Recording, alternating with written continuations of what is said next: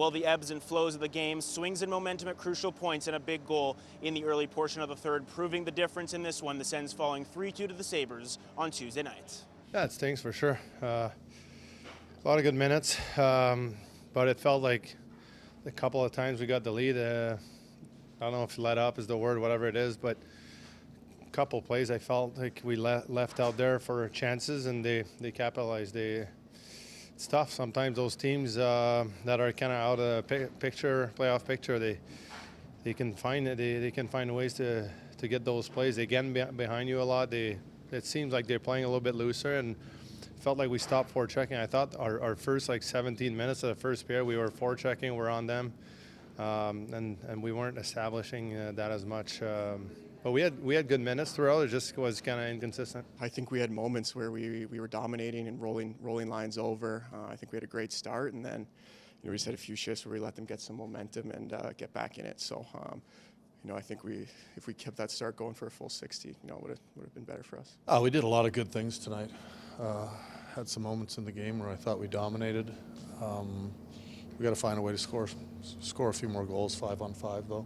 A tough result overall on Tuesday. Back at the beginning of the contest, and as was highlighted, a good start to the game for the Sens, coming out with a lot of energy, and not long in on the power play, it was the captain with his 29th of the season to get the Sens on the board. Against Buffalo in front, back door, he scores!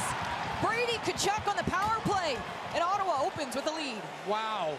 A big goal for Tkachuk and for the Sens on the power play early on in the contest, and they were able to keep their foot on the gas, generating a very strong forecheck in the offensive zone, creating zone time and creating chances, just unable to extend the lead. A little lapse in momentum as well at the end of the period resulted in the Sabres tying the game back up at 1 through 20 minutes of play, but the Sens would once again get a crack at the power play in the second and capitalize. David Perron to make it 2-1 Sens. Front pulls it back, really great, followed up, David Perron has the answer.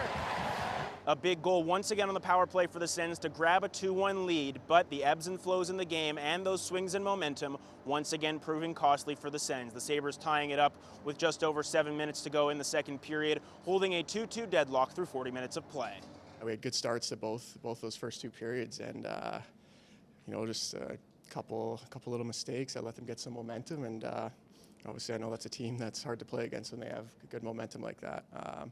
So, it's a tough one, but gotta have a quick memory. The Sabres would then grab the lead early on in the third. A tough start to the third period for the Sens, unable to battle their way back as well as the game went along, falling 3-2 to Buffalo on Tuesday night.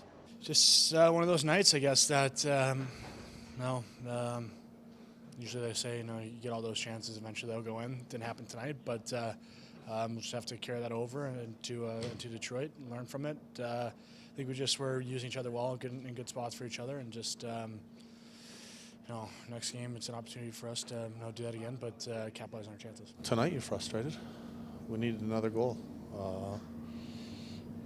So yeah, in the first 14 minutes we probably could have had 3 goals.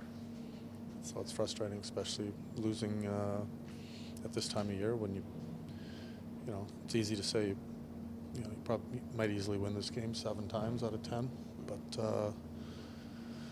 we gotta be harder around their net. The Sens look to bounce back on Thursday in Detroit, the final game of this 2-game trip. A 3-2 final tonight. For Sens 360, I'm Jackson Starr.